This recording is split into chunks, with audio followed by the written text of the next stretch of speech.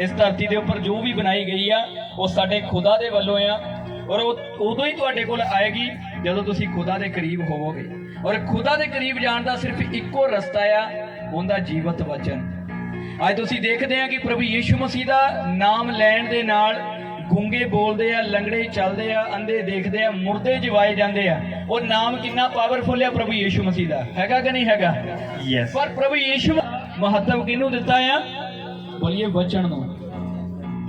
अगर उहदे नाम तो इन्ने अद्भुत काम होंदे आ ते जिस दिन ये वचन तुहाडे कोल होना शुरू होएगा, जिस दिन ये वचन तुहाडे अंदर भर दिता जाएगा, उस तो बाद तुसीं सिर्फ बोलना है। तो जिद्दां यहोवा ने बोलिया तो धरती आकाश बनना शुरू हो गया सी, तुसीं बोलना मेरी जॉब बन जाए, अगले दिन तुहाडी जॉब कन्फर्म होएगी। तुसीं बोलोगे मेरा वीज़ा डन हो जाए, अगले दिन तुहाडा वीज़ा डन होएगा। तुसीं अपने घर दे लई बोलोगे मेरा परिवार अगे वध जाए, और अगले ही पल तुसीं वादे नूं देखोगे यीशु दे सामर्थ्य। Amen. हालेलुया। Hallelujah.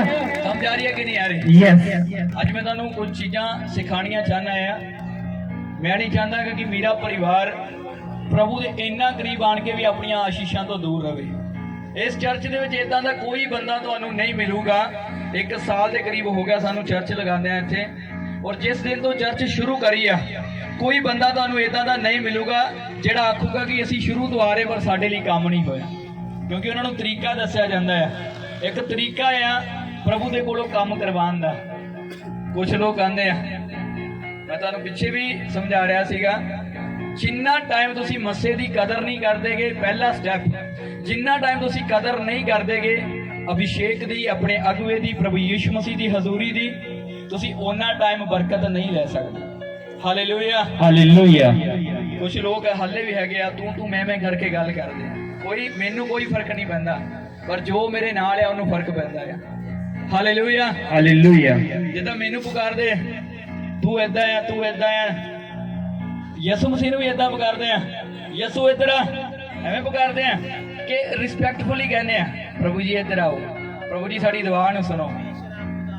तो मैनू तुसीं सीधा कहने दुआ कर साडे लई, प्रभु की कहता है ये मेरा चुनिया होया जाए। हालेलुया। Hallelujah. कदर करोगे कदर होए। हालेलुया। Hallelujah. या तुसीं प्रभु दे मस्से दी कदर करते हैं तो परमेश्वर दा मस्सा तुहाडीਆਂ जिंदगियां ਨੂੰ बदल के रख देंदा यीशु दे सामने। Amen. हालेलुया। Hallelujah. आज पॉइंट नोट करते जाओ, अपनिया डायरियां ਨੂੰ निकालो, अपने पेनां ਨੂੰ उठाओ, जो जो पॉइंट ਤੁਹਾਨੂੰ मैं दसूंगा उन्होंने नोट करो और उन्होंने अपनी जिंदगी ਦੇ ਵਿੱਚ लागू करना शुरू करो। तो ਜਿਹੜੀਆਂ ਚੀਜ਼ਾਂ ਤੁਹਾਡੀ ਜ਼ਿੰਦਗੀ ਦੇ ਵਿੱਚ ਅੱਜ ਤੱਕ ਨਹੀਂ ਹੋਈਆਂ ਉਹ ਅੱਜ ਹੋਣੀਆਂ ਯੀਸ਼ੂ ਦੇ ਸਾਮਰਥੀ ਨਾਲ। Amen. ਹਾਲੇਲੂਇਆ। Hallelujah. ਇੱਕ मसीह का जीवन जिहड़ा आ वो दूजियां दे नालों अलग हुंदा है। पहला तो इस चीज़ नूं जानना जरूरी है तुहाडे। एक मसीह व्यक्ति की जिंदगी जिहड़ी आ वो संसारिक लोकां दे नालों अलग आ। संसारिक लोकां दे लई जिहड़े काम डिफिकल्ट आ वो मसीह लोकां दे लई आसान आ। हाँ जां ना? किन्नियां गवाहियां नूं तुसीं सुणदे आ जिथे डॉक्टर कह रहे सी कुछ नहीं हो सकता, ऑपरेशन होएगा, ये होएगा, वो होएगा, पर जिद्दां ही वो चर्च दे विच आंदे आ उन्हां दे लई प्रार्थना हुंदी आ, उन्हां नूं आत्मिक वर्ड दिता जांदा आ, अगले संडे गवाहियां दे नाल आंदे आ। हालेलुया। क्योंकि अगर तुसीं मसीह दे विच आउण तो बाद तुहाडीਆਂ सोचां और तुहाडे शब्द हाले भी उन्हां लोकां दे वर्गे आ जिहड़े गैर कौम वाले आ, जिहड़े प्रभु नूं नहीं जाणदे, तां तुसीं प्रभु दे नेड़े आण के भी अपणीਆਂ आशीषां तो दूर रहिंदे आ। हालेलुया। अगर चाहते हैं कि प्रभु दे नेड़े आण के, कदे देखिया है कि एक टाणी दरख्त दे नाल तां जुड़ी होवे पर वो फल ना दे रही होवे? इदां हो सकता है? अगर वो टाणी उस दरख्त दे नाल जुड़ी हुई आ और वो दरख्त फल देने वाला है तो 100% फल लेके आऊगी। साडा खुदा, साडा प्रभु यीशु मसीह वो फलदाता परमेश्वर आ। तुसीं ते मैं उहदे नाल जुड़े होए हैं, और अगर असीं उहदे नाल जुड़े होए हैं तो साडा फल भी आना चाहिए और दिखना भी चाहिए है। हालेलुया। पर कुछ लोग जिहड़े आ प्रभु दे करीब तां आए होए आ पर जुड़े होए नहीं है, प्रभु दे नाल जुड़े होए नहीं है। हालेलुया। सब तो पहला स्टैप कि तुहाडी सोच, तुहाडे शब्द जिहड़े ने हुण गैर कौमां वाले नहीं आ, उन्हां लोकां वाले नहीं रह गए जिहड़े लोकां नूं हरेक छोटे तो छोटा काम भी लगदा ये नहीं होणागा। पर मसीह बंदे दे लई प्रभु कहंदा है तू मुर्दे नूं जाके कह यीशु दे नाम दे विच उठ खड़ा हो, ते मुर्दा भी उठ खड़ा होया। लाजरवेरी वैदा ने हाथ चक दिते, लाजरवेरी वैदा ने हाथ चक दिते, मर गया, नप दिओ इहनूं। पर जद यीशु मसीह आया ਤੇ ਯਿਸੂ ਨੇ ਕੀ ਆਖਿਆ? ਕਹਿੰਦਾ ਲਾਜ਼ਰ ਬਾਹਰ ਆ ਜਾ। ਬਾਹਰ ਆਇਆ ਕਿ ਨਹੀਂ ਆਇਆ? ਫਿਰ ਅੱਜ ਜਦ ਇਦਾਂ ਦੇ ਹਾਲਾਤ ਤੁਹਾਡੀ ਜ਼ਿੰਦਗੀ ਦੇ ਵਿੱਚ ਬਣਦੇ ਆ, ਜਿੱਥੇ ਤੁਹਾਨੂੰ ਲੱਗਦਾ ਤੁਹਾਡੇ ਲਈ ਸਾਰੇ ਰਸਤੇ ਬੰਦ ਹੋ ਗਏ ਆ, ਫਿਰ ਉੱਥੇ ਪਤਾ ਲੱਗਣਾ ਹੈ ਕਿ ਤੁਸੀਂ ਮਸੀਹ ਲੋਕਾਂ ਦੀ ਗਿਣਤੀ 'ਚ ਆਏ ਆ ਜਾਂ ਹੱਲੇ ਵੀ ਗੈਰ ਕੌਮਾਂ ਵਾਲੇ। ਹਾਲੇਲੂਇਆ। ਅਗਰ ਹਾਲਾਤ ਡਾਵਾਂਡੋਲ ਆ, ਤੁਸੀਂ ਆਪਣੇ ਆਪ ਨੂੰ ਇਕੱਲਿਆਂ ਮਹਿਸੂਸ ਕਰ ਰਹੇ ਆ, ਉਦੋਂ ਪ੍ਰਭੂ ਨੇ ਦੇਖਣਾ ਹੈ ਹੁਣ ਤੁਹਾਡੇ ਸ਼ਬਦ ਕੀ ਆ, ਹੁਣ ਤੁਹਾਡਾ ਪਰਮੇਸ਼ਵਰ ਦੇ ਪ੍ਰਤੀ ਨਜ਼ਰੀਆ ਕੀ ਆ, ਕੀ ਕਹਿ ਰਹੇ ਆ ਕਿ ਤੁਹਾਡਾ ਖੁਦਾ ਤੁਹਾਡੇ ਲਈ ਕਰ ਸਕਦਾ ਹੈ ਕਿ ਨਹੀਂ ਕਰ ਸਕਦਾ। ਹਾਲੇਲੂਇਆ। ਇਹ ਸਾਡੇ ਖੁਦਾ ਦੀ ਫਿਤਰਤ ਆ। ਉਹਨੇ ਉਦੋਂ ਤੁਹਾਡੀ ਜ਼ਿੰਦਗੀ 'ਚ ਕੰਮ ਕਰਨਾ ਹੈ ਜਦੋਂ ਲਾਸਟ ਪੁਆਇੰਟ ਹੋਇਆ, ਜਦੋਂ ਲਾਸਟ ਸਾਹ ਚੱਲਦਾ ਹੋਇਆ, ਉੱਥੋਂ ਤੁਹਾਨੂੰ ਉਹ ਬਚਾ ਕੇ ਲੈ ਕੇ ਆਉਂਦਾ ਹੈ। ਕਿਉਂਕਿ ਅਗਰ ਉਹ ਪਹਿਲਾਂ ਤੁਹਾਡੀ ਜ਼ਿੰਦਗੀ ਦੇ ਵਿੱਚ ਕੰਮ ਕਰਦਾ ਹੈ ਤਾਂ ਤੁਹਾਨੂੰ ਲੱਗਦਾ ਹੈ ਕਿ ਹੋ ਸਕਦਾ ਹੈ ਇਹ ਡਾਕਟਰ ਦੀ ਮੈਡੀਸਿਨ ਕੰਮ ਕਰ ਗਈ ਹੋਵੇ, ਇਹ ਸਾਡਾ ਬਲ ਸਾਡੀ ਬੁੱਧੀ ਨੇ ਕੰਮ ਕੀਤਾ ਹੋਵੇ, ਤਾਂ ਅਸੀਂ ਇਹ ਸਾਰਿਆਂ ਕੰਮਾਂ ਨੂੰ ਕਰ ਲਿਆ। ਉਹ ਤੁਹਾਡਾ ਖੁਦਾ ਤੁਹਾਨੂੰ ਇਕੱਲਿਆਂ ਨਹੀਂ ਛੱਡਦਾ। ਜਿਸ ਦਿਨ ਤੋਂ ਤੁਸੀਂ ਚਰਚ ਆਉਣਾ ਸ਼ੁਰੂ ਕਰਿਆ, ਜਿਸ ਦਿਨ ਤੋਂ ਤੁਸੀਂ ਪ੍ਰਾਰਥਨਾ ਕਰਨੀ ਸ਼ੁਰੂ ਕਰੀ ਆ, ਜਿਸ ਦਿਨ ਤੋਂ ਤੁਸੀਂ ਪ੍ਰਭੂ ਯਿਸੂ ਮਸੀਹ ਦੇ ਨਾਮ ਨੂੰ ਜਾਣਨਾ ਸ਼ੁਰੂ ਕੀਤਾ ਆ, ਉਸ ਦਿਨ ਤੋਂ ਉਹਨੇ ਇੱਕ ਕੰਟਰੈਕਟ ਸਾਈਨ ਕੀਤਾ ਹੈ ਤੁਹਾਡੇ ਨਾਲ ਕਿ ਉਸ ਤੋਂ ਬਾਅਦ ਉਹ ਤੁਹਾਨੂੰ ਇਕੱਲਿਆਂ ਨਹੀਂ ਛੱਡੂਗਾ ਕਦੇ ਵੀ, ਨਾ ਉਹ ਤੁਹਾਨੂੰ ਤਿਆਗੂਗਾ। ਹੁਣ ਅਗਰ ਉਸਨੇ ਕਿਹਾ ਮੈਂ ਕਦੇ ਵੀ ਤੁਹਾਨੂੰ ਇਕੱਲਿਆਂ ਨਹੀਂ ਛੱਡਾਂਗਾ, ਤਿਆਗਾਂਗਾ ਨਹੀਂ, ਤਾਂ ਤੁਹਾਨੂੰ ਕਰਜ਼ਿਆਂ ਦੇ ਟਾਈਮ ਇਕੱਲਿਆਂ ਕਿਵੇਂ ਛੱਡ ਸਕਦਾ ਹੈ? ਤੁਹਾਨੂੰ ਬਿਮਾਰੀਆਂ ਦੇ ਟਾਈਮ ਇਕੱਲਿਆਂ ਕਿਵੇਂ ਛੱਡ ਸਕਦਾ ਹੈ? ਤੁਹਾਨੂੰ ਉਹ ਦੁਸ਼ਟ ਆਤਮਾ ਦੇ ਅਟੈਕ ਦੇ ਟਾਈਮ ਇਕੱਲਿਆਂ ਕਿਵੇਂ ਛੱਡ ਸਕਦਾ ਹੈ? ਉਹ ਕਹਿੰਦਾ ਧਰਤੀ ਆਕਾਸ਼ ਟਲ ਜਾਊ ਪਰ ਮੇਰਾ ਵਚਨ ਨਹੀਂ ਟਲੂਗਾ। ਔਰ ਉਹਦਾ ਵਚਨ ਇਹ ਵਾਅਦਾ ਹੈ ਕਿ ਮੈਂ ਤੁਹਾਨੂੰ ਇਕੱਲਿਆਂ ਨਹੀਂ ਛੱਡਦਾ। ਪਰ ਜਦੋਂ ਇਦਾਂ ਦੇ ਹਾਲਾਤ ਬਣ ਜਾਂਦੇ ਆ ਤਾਂ ਫਿਰ ਤੁਸੀਂ ਕਿਉਂ ਐਵੇਂ ਸੋਚਦੇ ਆ ਪ੍ਰਭੂ ਸਾਡੀ ਸੁਣਦਾ ਨਹੀਂ? ਹਾਲੇਲੂਇਆ। ਪਰ ਪ੍ਰਭੂ ਤੁਹਾਨੂੰ ਆਸ਼ੀਸ਼ ਦੇਣੀ ਚਾਹੁੰਦਾ ਆ, ਪਰ ਤੁਹਾਨੂੰ ਸਹੀ ਜਗ੍ਹਾ ਤੇ ਲਿਆ ਕੇ ਔਰ ਸਹੀ ਤਰੀਕੇ ਦੇ ਨਾਲ ਤੁਹਾਨੂੰ ਆਸ਼ੀਸ਼ ਦੇਣੀ ਚਾਹੁੰਦਾ ਹੈ। ਜਦ ਤੁਸੀਂ ਪ੍ਰਭੂ ਦੇ ਕੋਲ ਆਨੇ ਆ, ਤੁਸੀਂ ਆਪਣੀਆਂ ਯੋਜਨਾਵਾਂ ਰੱਖਦੇ, ਪ੍ਰਭੂ ਮੇਰੀ ਸੋਚ ਦੇ ਅਨੁਸਾਰ ਕਰਦੇ। ਪ੍ਰਭੂ ਤੁਹਾਡੀਆਂ ਪ੍ਰਾਰਥਨਾਵਾਂ ਨੂੰ ਜ਼ਰੂਰ ਸੁਣਦਾ ਹੈ, ਪਰ ਉਹ ਤੁਹਾਡੀ ਸੋਚ ਦੇ ਹਿਸਾਬ ਨਾਲ ਨਹੀਂ ਕਰੂਗਾ, ਉਹ ਆਪਣੀ ਸੋਚ ਅਤੇ ਸਮਝ ਦੇ ਹਿਸਾਬ ਦੇ ਨਾਲ ਤੁਹਾਡੇ ਲਈ ਕਰਕੇ ਦਿਖਾਏਗਾ। ਹਾਲੇਲੂਇਆ। ਅੱਜ ਨੋਟ ਕਰਨਾ ਇਹਨਾਂ ਚੀਜ਼ਾਂ ਨੂੰ। ਇਜ਼ਰਾਈਲੀ ਲੋਕ ਜਿਹੜੇ 400 ਸਾਲ ਦੀ ਗੁਲਾਮੀ ਦੇ ਵਿੱਚ ਸੀਗੇ ਮਿਸਰ ਦੇ ਵਿੱਚ, ਅਬਰਾਹਮ ਨੂੰ ਖੁਦਾ ਨੇ ਕਿਹਾ ਸੀਗਾ ਕਿ ਤੇਰੀ ਆਉਣ ਵਾਲੀ ਜਿਹੜੀ ਪੀੜ੍ਹੀ ਆ ਉਹਨੂੰ ਮੈਂ 400 ਸਾਲ ਦੇ ਲਈ ਗੁਲਾਮੀ ਦੇ ਵਿੱਚ ਭੇਜ ਦਿਆਂਗਾ। ਇੱਕ ਜਣਾ ਆ ਜਾਓ ਜਲਦੀ ਨਾ, ਬਦਲ ਆ ਜਾ। ਹੁਣ ਸਮਝਣਾ, ਧਿਆਨ ਦੇਣਾ ਮੈਂ ਕੀ ਸਮਝਾਉਣਾ ਚਾਹੁੰਦਾ। Thank you Jesus, thank you Lord. ਆਇਆ ਯੋਹਨਾ ਤੂੰ ਵੀ ਆ ਜਾ। ਸਮਝਣਾ ਇਸ ਚੀਜ਼ ਨੂੰ। ਇਹ ਆ ਅਬਰਾਹਮ ਜਿੰਦਾ ਪਰਮੇਸ਼ਵਰ ਦੇ ਨਾਲ ਬਹੁਤ ਅੱਛਾ ਰਿਸ਼ਤਾ ਹੈ। ਬਾਈਬਲ ਨੇ ਲਿਖਿਆ ਪਰਮੇਸ਼ਵਰ ਅਬਰਾਹਮ ਦਾ ਮਿੱਤਰ ਕਹਿਲਾਇਆ ਸੀਗਾ, ਦੋਸਤ ਕਹਿਲਾਇਆ ਸੀਗਾ ਕਿ ਖੁਦਾ ਜੋ ਵੀ ਕੰਮ ਕਰਦਾ ਸੀ ਉਹ ਅਬਰਾਹਮ ਨੂੰ ਦੱਸ ਦਿੰਦਾ ਹੁੰਦਾ ਸੀ, ਮੈਂ ਆਹ ਕਰਨ ਵਾਲਾ ਹੀ, ਆਹ ਹੋਣ ਵਾਲਾ ਹੀ। ਇੰਨਾ ਅੱਛਾ ਰਿਸ਼ਤਾ ਸੀਗਾ। ਔਰ ਇਸੇ ਅਬਰਾਹਮ ਨੂੰ ਆਖਿਆ ਕਿ ਆਉਣ ਵਾਲੇ ਟਾਈਮ 'ਚ ਤੇਰੀ ਜਿਹੜੀ ਅੰਸ਼ ਹੋਏਗੀ ਉਹਨੂੰ ਨਾ ਮੈਂ 400 ਸਾਲ ਦੇ ਲਈ ਗੁਲਾਮੀ ਦੇ ਵਿੱਚ ਭੇਜ ਦਿਆਂਗਾ। ਕਿੰਨੇ ਟਾਈਮ ਦੇ ਲਈ?